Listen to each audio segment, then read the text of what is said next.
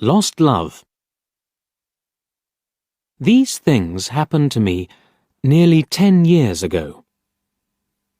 I lived in a city, but the city was hot in summer. I wanted to see the country. I wanted to walk in the woods and see green trees. I had a little red car, and I had a map too. I drove all night out into the country. I was happy in my car. We had a very good summer that year. The country was very pretty in the early morning. The sun was hot, and the sky was blue. I heard the birds in the trees. And then, my car stopped suddenly. What's wrong? I thought. Oh dear, I haven't got any petrol. Now I'll have to walk. I'll have to find a town and buy some petrol. But where am I? I looked at the map. I wasn't near a town. I was lost in the country. And then I saw the girl. She walked down the road, with flowers in her hand. She wore a long dress, and her hair was long, too. It was long and black, and it shone in the sun. She was very pretty. I wanted to speak to her, so I got out of the car. "Hello," I said. "I'm lost. Where am I?" She looked afraid, so I spoke quietly. "I haven't got any petrol," I said. "Where can I find some?"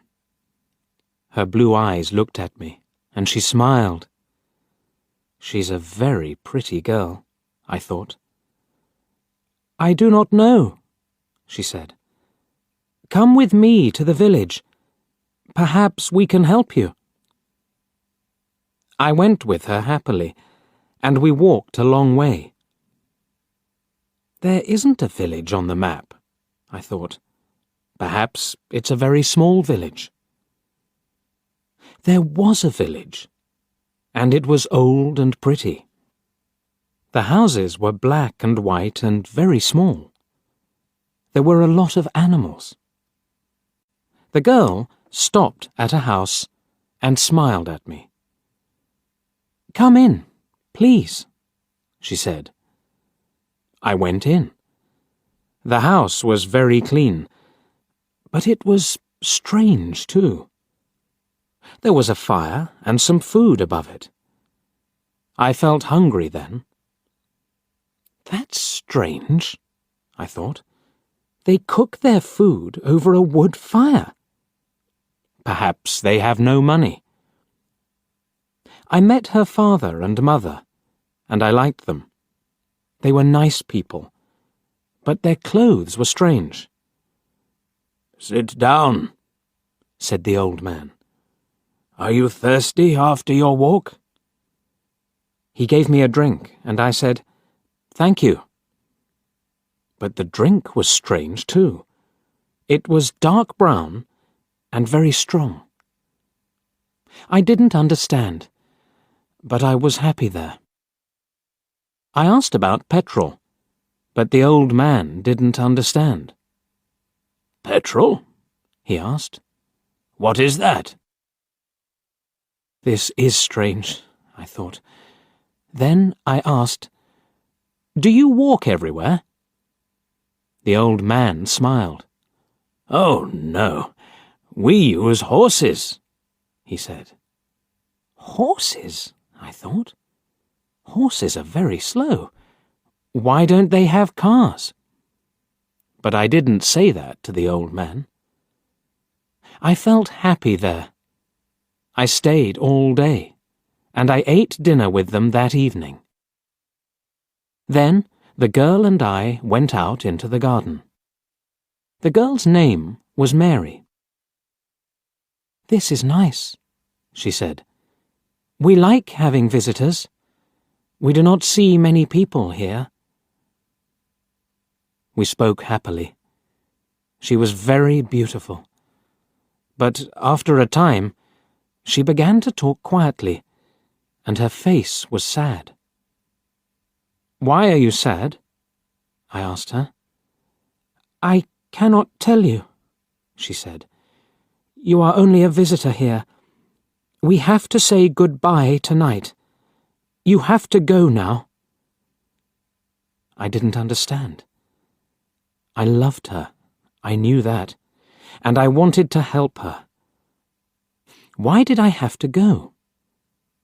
But Mary said again, in a sad voice, "You have to go. It is dangerous here." So I said, "I'll go to the next town and find some petrol. Then I'll come back." She didn't speak. "I love you, Mary," I said, "and I'll come back to you. You won't stop me." She said goodbye to me at the door. Her face was very sad, and I was sad too. I didn't want to go. It was midnight. The night was very dark, but I walked and walked. I was very tired when I saw the lights of a town. I found some petrol, and then I asked the name of the village. But the man at the garage gave me a strange look. "What village?" he asked. I told him about the village. I told him about the old houses and the people with strange clothes. Again, he gave me a strange look. He thought, and then he said, "There was a village there, but it isn't there now. There are stories about it. Strange stories." "What do people say about it?" I asked. He didn't want to tell me, but then he said, "There was a big fire in the village. Everybody died. There aren't any people or houses there now." "How did it happen?" I asked. "And why?" "Oliver Cromwell killed them," he said. "He was angry with the villagers because they helped the king in the war." I couldn't speak. This isn't right, I thought. That war happened 350 years ago. Then I remembered the strange clothes, the long hair, the food over the fire, and the old houses. And I remembered, too, about the horses. "But I don't understand," I cried. "I saw the people and the village. I spoke to some people there." The man looked quickly at me, and then he spoke. "There's an interesting story about the village.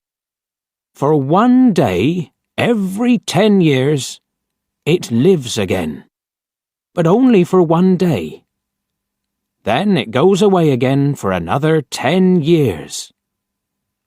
On that one day, you can find the village, but you have to leave before morning, or you will never leave." Can this be right? I thought. Perhaps it was.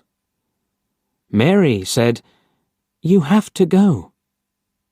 She loved me, but she said, "We have to say goodbye."